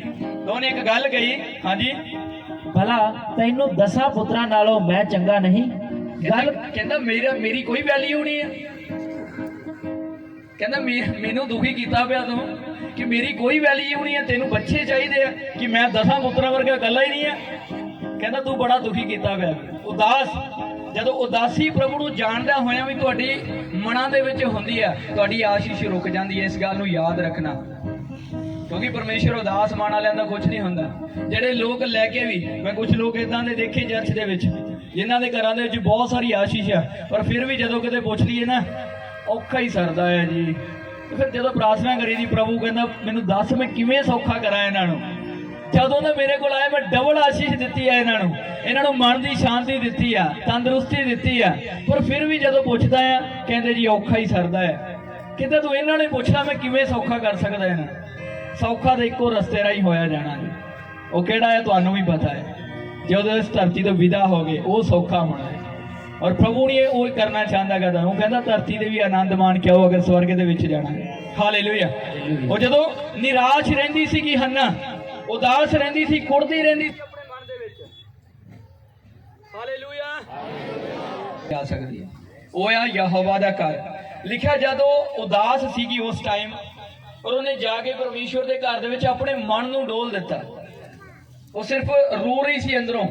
ਔਰ ਏਲੀ ਜਾਜਕ ਨੇ ਜਦ ਉਸ ਨੂੰ ਦੇਖਿਆ ਤਾਂ ਏਲੀ ਜਾਜਕ ਨੇ ਉਸ ਨੂੰ ਕਿਹਾ, ਤੂੰ ਕਿਸ ਅਮਲ ਦੇ ਵਿੱਚ ਆ, ਕਿਸ ਮੈਂ ਦੇ ਵਿੱਚ ਆ, ਕਿਹੜਾ ਤੂੰ ਨਸ਼ਾ ਕੀਤਾ ਹੋਇਆ ਕਿ ਤੂੰ ਏਦਾਂ ਕਰ ਰਹੀ। ਉੱਥੇ ਉਸ ਅਮਲ ਦੀ ਗੱਲ ਕਿਉਂ ਕੀਤੀ ਗਈ, ਉੱਥੇ ਉਸ ਨਸ਼ੇ ਦੀ ਗੱਲ ਕਿਉਂ ਕੀਤੀ ਗਈ ਸੀ? ਕਿਉਂਕਿ ਜਦ ਵਿਅਕਤੀ ਨਸ਼ੇ ਦੇ ਵਿੱਚ ਹੁੰਦਾ ਤਾਂ ਉਹਨੂੰ ਕੁਝ ਪਤਾ ਨਹੀਂ ਲੱਗਦਾ ਉਹ ਕੀ ਕੁਝ ਕਰ ਰਿਹਾ।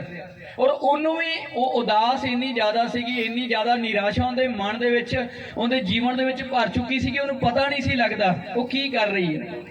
ਹਾਲੇਲੂਇਆ। ਔਰ ਉਹਨੇ ਜਦੋਂ ਹੀ ਯਹੋਵਾ ਦੇ ਸਾਹਮਣੇ ਜਾ ਕੇ ਪ੍ਰਾਰਥਨਾ ਕਰੀ, ਆਪਣੇ ਮਨ ਨੂੰ ਡੋਲ ਦਿੱਤਾ, ਤਾਂ ਏਲੀ ਨੇ ਦੇਖਿਆ ਕਿੰਨਾ ਟਾਈਮ ਤੂੰ ਅਮਲ ਦੇ ਵਿੱਚ ਰਹੇਂਗੀ।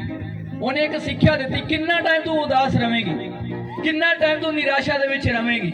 ਔਰ ਉਸਨੇ ਆਖਿਆ ਕਿ ਤੂੰ ਆਪਣੀ ਟੈਲੈਂਟ ਨੂੰ ਸ਼ੈਤਾਨ ਦੀ ਧੀ ਨਾ ਜਾਣ, ਮੈਂ ਕੋਈ ਨਸ਼ਾ ਨਹੀਂ ਕੀਤਾ, ਮੈਂ ਸਿਰਫ ਆਪਣੇ ਮਨ ਨੂੰ ਡੋਲ ਦਿੱਤਾ ਹੈ। ਉਹਨੇ ਵੀ ਅੱਗੋਂ ਇੱਕ ਭੇਤ ਦੇ ਵਿੱਚ ਜਵਾਬ ਦਿੱਤਾ ਕਿ ਅੱਜ ਤੋਂ ਬਾਅਦ ਮੈਂ ਉਦਾਸ ਨਹੀਂ ਰਵਾਂਗੀ, ਅੱਜ ਤੋਂ ਬਾਅਦ ਮੈਂ ਸਿਰਫ ਪ੍ਰਾਰਥਨਾ ਕਰਕੇ ਚੱਲੀ ਆ, ਮੈਂ ਉਦਾਸ ਨਹੀਂ ਰਵਾਂਗੀ। ਤਾਂ ਕੀ ਹੋਇਆ? ਅਤੇ ਉਹਦੇ ਸਿਰ ਉੱਤੇ ਉਸ ਤਰ੍ਹਾਂ ਕਦੇ ਨਾ ਫਿਰੇਗਾ। ਤਾਂ ਅਜਿਹਾ ਹੋਇਆ, ਉਹਨੇ ਆਪਣੀ ਕੁੱਖ ਨੂੰ ਖਲਵਾਉਣ ਦੇ ਲਈ, ਆਪਣੀ ਆਸ਼ੀਸ਼ ਨੂੰ ਖਲਵਾਉਣ ਦੇ ਲਈ, ਕਈ ਵਾਰੀ ਯਹੋਵਾ ਵੇਟ ਕਰਦਾ ਹੈ ਕਿ ਤੁਸੀਂ ਬੋਲੋ ਕਿ ਪ੍ਰਭੂ ਜੋ ਆਸ਼ੀਸ਼ ਤੂੰ ਮੈਨੂੰ ਦੇ ਰਿਹਾ ਹੈ, ਉਹਦਾ ਪਹਿਲਾ ਹਿੱਸਾ ਮੈਂ ਕਿੱਥੇ ਦਿਆਂਗਾ?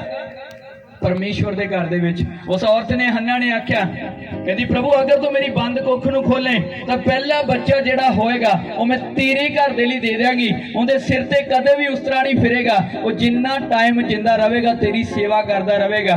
और जदों उहने इस रीति नाल प्रार्थना कीती तां एली ने की किया, ਤਾਂ ਅਜਿਹਾ ਹੋਇਆ ਕਿ ਜਦੋਂ ਉਹ ਯਹੋਵਾ ਦੇ ਅੱਗੇ ਬੇਨਤੀ ਕਰਦੀ ਪਈ ਸੀ ਤਾਂ ਏਲੀ ਨੇ ਉਹਦੇ ਮੂੰਹ ਵੱਲ ਧਿਆਨ ਕੀਤਾ, ਪਰ ਹੰਨਾ ਆਪਣੇ ਮਨ ਵਿੱਚ ਹੀ ਪਈ ਆਖਦੀ ਸੀ, ਨਿਰੇ ਉਹਦੇ ਬੁੱਲ ਹੀ ਪਈ ਹਿਲਦੇ ਸਨ, ਪਰ ਉਹਦੀ ਆਵਾਜ਼ ਨਾ ਸੁਣਾਈ ਦਿੰਦੀ ਸੀ। ਸੋ ਏਲੀ ਨੇ ਜਾਤਾ ਭਈ ਉਹ ਅਮਲ ਵਿੱਚ ਹੈ। ਸੋ ਏਲੀ ਨੇ ਉਹਨੂੰ ਆਖਿਆ, ਕਿੰਨਾ ਚਿਰ ਤੂੰ ਅਮਲ ਵਿੱਚ ਰਹੇਗੀ, ਤੂੰ ਆਪਣੀ ਖੁਮਾਰੀ ਨੂੰ ਛੱਡ। ਤਦ ਇਹਦੀ 17 ਨੰਬਰ ਆਇਤ ਨੂੰ ਪੜ੍ਹੀਏ, 17 ਨੂੰ ਡਾਇਰੈਕਟ ਸ਼ਾਰਟ ਦੇ ਵਿੱਚ।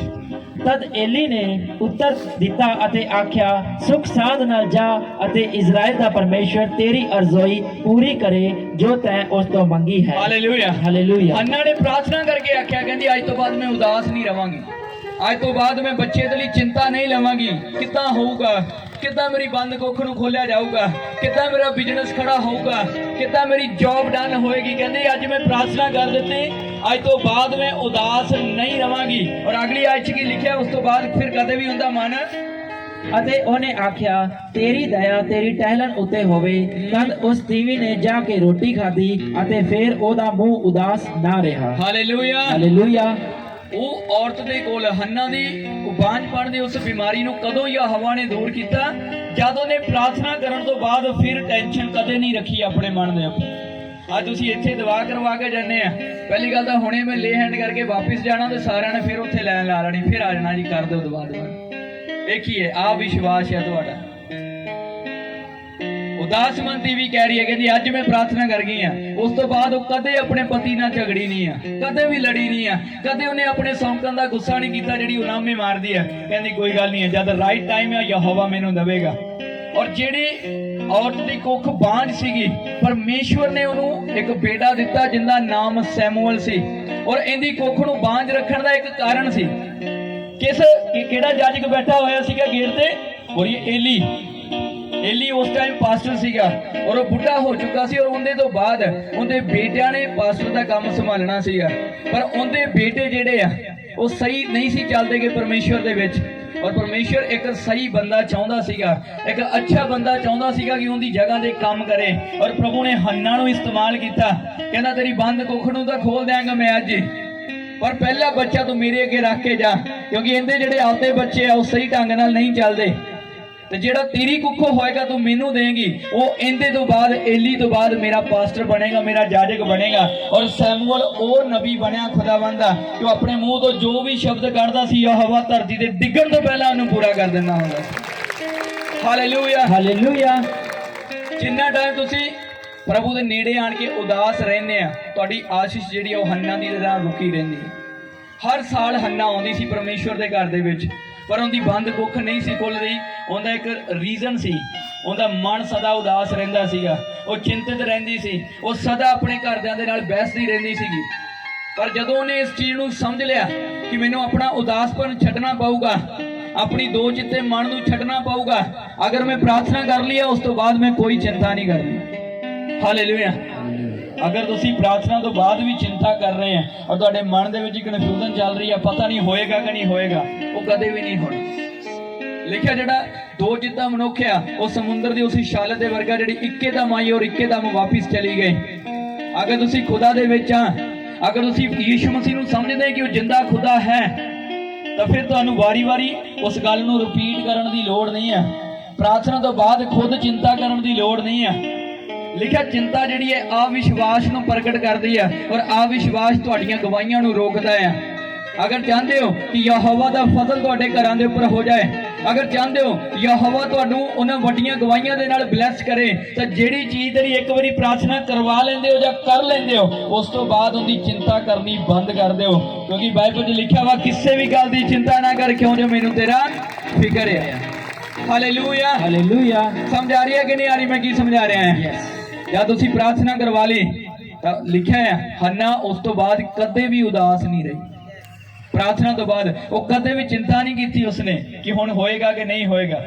ਨਹੀਂ ਤਾਂ ਮੈਂ ਸਾਲ ਦੀ ਸਾਲ ਆ ਰਹੀ ਉਦੋਂ ਤਾਂ ਸੁਣੀ ਨਹੀਂ ਗਈ, ਪਰ ਉਦੋਂ ਹੀ ਕਿਉਂ ਉਹਨੇ ਆਖਿਆ ਕਿ ਅੱਜ ਤੋਂ ਬਾਅਦ ਮੈਂ ਉਦਾਸ ਨਹੀਂ ਰਵਾਂਗੀ, ਕਿਉਂਕਿ ਉਹਨੇ ਮਨ ਬਣਾ ਲਿਆ ਜੇ ਦੇਣਾ ਤਾਂ ਵੀ ਤੇਰੀ ਇੱਛਾ ਹੈ, ਨਹੀਂ ਦੇਣਾ ਤਾਂ ਵੀ ਤੇਰੀ ਇੱਛਾ ਹੈ, ਪਰ ਮੈਂ ਤੈਨੂੰ ਨਹੀਂ ਛੱਡਾਂਗੀ। ਹਾਲੇਲੂਇਆ। ਅੱਜ ਤੁਸੀਂ ਪੱਕਾ ਮਨ ਬਣਾ ਲੋਗੇ, ਪ੍ਰਭੂ ਗਵਾਹੀ ਦੇ ਚਾਹੇ ਨਾ ਦੇ, ਚੰਗਾ ਕਰ ਚਾਹੇ ਨਾ ਕਰ, ਜੌਬ ਦੇ ਚਾਹੇ ਨਾ ਦੇ, ਵੀਜ਼ਾ ਦੇ ਚਾਹੇ ਨਾ ਦੇ, ਪਰ ਮੈਂ ਤੇਰੀ ਹਜ਼ੂਰੀ ਦੇ ਵਿੱਚ ਆਉਣੋਂ ਨਹੀਂ ਹਟਣਾ। ਔਰ ਪ੍ਰਭੂ ਦੇ ਵਚਨ ਦੇ ਲਿਖਿਆ ਜਿਹੜੀਆਂ ਚੀਜ਼ਾਂ ਤੁਸੀਂ ਖੁਦਾ ਦੇ ਲਈ ਛੱਡੋਗੇ ਉਹ ਤੁਹਾਡੇ ਪਿੱਛੇ ਪੈ ਕੇ ਤੁਹਾਨੂੰ ਮਿਲਣਗੀਆਂ ਯਿਸੂ ਦੇ ਸਾਹਮਣੇ। Amen, hallelujah. ਹਾਲੇਲੂਇਆ। ਹੰਨਾ ਦੀ ਤਰ੍ਹਾਂ ਉਹ ਗਲਤੀ ਨਾ ਕਰੋ। ਅੱਜ ਬਹੁਤ ਸਾਰੇ ਲੋਕ ਸ਼ੁਕਰਗੁਜ਼ਾਰੀ ਕਰਨ ਦੀ ਬਜਾਏ ਉਹ ਕੰਪਲੇਂਟ ਕਰਦੇ ਆ, ਤੇ ਜਿਹੜੀਆਂ ਆਸ਼ੀਸ਼ਾਂ ਦੇਣ ਦੇ ਲਈ ਪ੍ਰਭੂ ਤਿਆਰ ਹੁੰਦਾ ਹੈ, ਕਹਿੰਦਾ ਰੋਕ ਲਓ, ਹਲੇ ਇਹਨਾਂ ਨੂੰ ਪਹਿਲਾਂ ਕਲੀਅਰ ਕਰੋ, ਪਹਿਲਾਂ ਇਹਨਾਂ ਦੀਆਂ ਸੋਚਾਂ ਨੂੰ ਬਦਲੋ, ਇਹਨਾਂ ਦੇ ਖਿਆਲਾਂ ਨੂੰ ਬਦਲੋ, ਪਹਿਲਾਂ ਇਹਨਾਂ ਨੂੰ ਵੈਲਿਊ ਸਮਝਾਓ ਕਿ ਜਿਹੜੀ ਆਸ਼ੀਸ਼ ਯਹੋਵਾ ਦੇ ਕੋਲੋਂ ਆਉਂਦੀ ਆ ਉਹਦੀ ਕੀ ਕਦਰ ਆ, ਕਹਿੰਦਾ ਉਸ ਤੋਂ ਬਾਅਦ ਮੈਂ ਇਹਨਾਂ ਨੂੰ ਬਰਕਤ ਦਿਆਂਗਾ। ਹਾਲੇਲੂਇਆ। ਹਾਲੇਲੂਇਆ। ਤੁਹਾਡੀ ਆਸ਼ੀਸ਼ ਤੁਹਾਡੇ ਖੁਦ ਤੋਂ ਸ਼ੁਰੂ ਹੁੰਦੀ ਆ, ਤੁਹਾਡੇ ਮੂੰਹ ਤੋਂ ਸ਼ੁਰੂ ਹੁੰਦੀ ਆ। ਔਰ ਇੱਕ ਸੀਕ੍ਰੇਟ ਆ ਮੇਰੀ ਲਾਈਫ ਦਾ, ਜਿਹੜਾ ਕੰਮ ਮੈਂ ਚਾਹੁੰਦਾ ਕਿ ਮੇਰੀ ਜ਼ਿੰਦਗੀ ਦੇ ਵਿੱਚ ਹੋਣਾ ਚਾਹੀਦਾ ਆ ਆਉਣ ਵਾਲੇ ਦਿਨਾਂ ਦੇ ਵਿੱਚ, ਉਹਦਾ ਆਉਣ ਵਾਲੇ ਟਾਈਮ 'ਚ ਹੋਣਾ ਹੈ, ਪਰ ਮੈਂ ਐਡਵਾਂਸ ਦੇ ਵਿੱਚ ਹੀ ਧੰਨਵਾਦ ਕਰਨਾ ਸ਼ੁਰੂ ਕਰ ਦੇਣਾ ਆ। ਪ੍ਰਭੂ ਤੇਰਾ ਧੰਨਵਾਦ ਆ, ਤੂੰ ਮੇਰੇ ਲਈ ਕਰ ਦਿੱਤਾ ਆ। ਮੈਂ ਪਹਿਲਾਂ ਹੀ ਕਹਿ ਦੇਣਾ ਪ੍ਰਭੂ ਤੇਰਾ ਧੰਨਵਾਦ ਆ। ਪ੍ਰਭੂ ਕਹਿੰਦਾ ਹਾਲੇ ਕੀਤਾ ਵੀ ਨਹੀਂ ਆ, ਫਿਰ ਵੀ ਮੇਰਾ ਧੰਨਵਾਦ ਕਰ ਰਿਹਾ ਹੈ। ਜਦੋਂ ਮੈਂ ਕਰ ਦਿੱਤਾ ਇਹਨੇ ਤਾਂ ਗਵਾਹੀਆਂ ਬਣਾ ਦੇਣੀਆਂ। ਔਰ ਮੈਂ ਦੇਖਦਾ ਆ ਕਿ ਜਿਹੜਾ ਕੰਮ ਅਸੰਭਵ ਲੱਗਦਾ ਹੈ ਕਿਸੇ ਨੂੰ, ਪਰ ਜਦੋਂ ਮੈਂ ਸ਼ੁਕਰਗੁਜ਼ਾਰੀ ਕਰਦਾ ਪ੍ਰਭੂ ਮੇਰੇ ਲਈ ਕਰ ਦਿੱਤਾ ਹੈ ਤੂੰ, ਔਰ ਉਹ ਅਗਲੇ ਹੀ ਦਿਨ ਡਨ ਹੁੰਦਾ, ਅਗਲੇ ਦਿਨ ਹੋਇਆ ਪਿਆ ਹੁੰਦਾ। ਹਾਲੇਲੂਇਆ। ਹਾਲੇਲੂਇਆ। ਇਹ ਸੀਕ੍ਰੇਟ ਹੈ ਤੁਹਾਡੇ ਸਭ ਦੇ ਲਈ। ਕੋਈ ਵੀ ਹਾਲਾਤ ਕਿਉਂ ਨਹੀਂ ਹੈ ਤੁਹਾਡੀ ਜ਼ਿੰਦਗੀ ਦੇ, ਸਿਰਫ ਧੰਨਵਾਦ ਕਰਿਆ ਕਰੋ ਸਦਾ, ਹਰੇਕ ਹਾਲਾਤ ਦੇ, ਹਰੇਕ ਹਾਲਾਤ ਦੇ ਵਿੱਚ ਸ਼ੁਕਰਗੁਜ਼ਾਰੀ ਕਰਿਆ ਕਰੋ। ਆਪਣੇ ਹਾਲਾਤਾਂ ਨੂੰ ਆਖਿਆ ਕਰੋ, ਹਾਲਾਤ ਤੂੰ ਕਿੰਨੇ ਵੀ ਜ਼ਿਆਦਾ ਸਾਡੇ ਤੇ ਪ੍ਰੈਸ਼ਰ ਬਣਾ ਲਾ, ਪਰ ਸਾਡਾ ਖੁਦਾ ਜਿੰਦਾ ਖੁਦਾ ਆ, ਉਹ ਤੇਰੇ ਤੋਂ ਵੱਡਾ ਆ, ਉਹ ਸਾਡੇ ਹਾਲਾਤਾਂ ਨੂੰ ਬਦਲਣ ਦੀ ਤਾਕਤ ਰੱਖਦਾ ਹੈ। ਸ਼ਦਰਕ ਮੇਸ਼ਕ ਅਤੇ ਅਬਦਨਗੋ ਦੇ ਨਾਲੋਂ ਜ਼ਿਆਦਾ ਖਤਰਨਾਕ ਹਾਲਾਤ ਨਹੀਂ ਹੈ ਤੁਹਾਡੇ। ਉਹਨਾਂ ਨੂੰ ਅੱਗ ਦੀ ਬਾਲਦੀ ਹੋਈ ਭੱਠੀ ਦੇ ਵਿੱਚ ਪਾ ਦਿੱਤਾ ਗਿਆ, ਤੇ ਜਿਹੜੇ ਉਹਨਾਂ ਨੂੰ ਪਾਉਣ ਗਏ ਸੀ ਉਹ ਖੁਦ ਸੜ ਗਏ, ਪਰ ਕੀ ਸ਼ਦਰਕ ਮੇਸ਼ਕ ਅਤੇ ਅਬਦਨਗੋ ਨੂੰ ਕੁਝ ਹੋਇਆ? ਨਹੀਂ ਹੋਇਆ। ਉਹਨਾਂ ਨੇ ਭਰੋਸਾ ਰੱਖਿਆ, ਕਹਿੰਦੇ ਜਿੰਦੀ ਅਸੀਂ ਆਰਾਧਨਾ ਕਰਦੇ ਹਾਂ ਉਹ ਸਾਨੂੰ ਅੱਗ ਦੀਆਂ ਬਲਦੀਆਂ ਹੋਈਆਂ ਭੱਠੀਆਂ ਚੋਂ ਵੀ ਬਚਾਉਣ ਦੀ ਤਾਕਤ ਰੱਖਦਾ ਹੈ। ਅੱਜ ਆ ਤੁਸੀਂ ਕਰਜ਼ਿਆਂ ਦੇ ਵਿੱਚ ਤਾਂ ਬੋਲੋ ਖੁਦਾਵੰਦ ਨੂੰ, ਸਾਡਾ ਖੁਦਾ ਸਾਨੂੰ ਕਰਜ਼ਿਆਂ ਤੋਂ ਅਮੀਰੀ ਵਾਲੇ ਪਾਸੇ ਲੈ ਕੇ ਜਾ ਰਿਹਾ ਹੈ। ਉਸੇ ਟਾਈਮ ਸਵਰਗ ਤੋਂ ਤੁਹਾਡੀ ਸਹਾਇਤਾ ਕਰਨਗੇ ਯਿਸੂ ਦੇ ਸਾਮਰਥੀ ਨਾਮ ਦੇ ਨਾਲ। ਹਾਲੇਲੂਇਆ। ਉਠਾਈਏ ਆਪਣੇ ਹੱਥਾਂ ਨੂੰ 2 ਮਿੰਟ ਦੇ ਲਈ ਧੰਨਵਾਦ ਕਰੀਏ। ਉਠਾਈਏ।